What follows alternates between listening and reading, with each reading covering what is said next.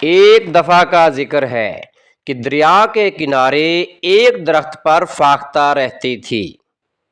اسی درخت کے نیچے ایک چونٹی بھی رہتی تھی۔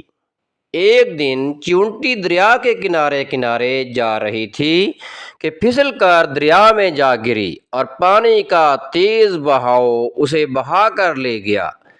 چونٹی نے باہر نکلنے کی ہر ممکن کوشش کی، لیکن وہ اس میں کامیاب نہ ہو سکی۔ وہ پانی میں غوطے کھانے لگی۔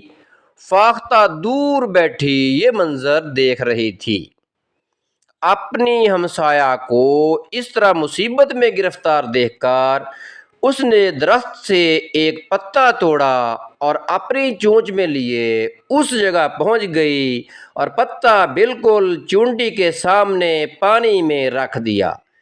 تھوڑی سی کوشش کر کے چونٹی پتے کے قریب پہنچنے میں کامیاب ہو گئی اور آہستہ آہستہ پتے پر سوار ہو گئی اور پتا بہتے بہتے کنارے کے قریب پہنچ گیا۔ یوں چونٹی بحفاظت باہر نکل آئی اور اس نے فاختہ کا شکریہ ادا کیا۔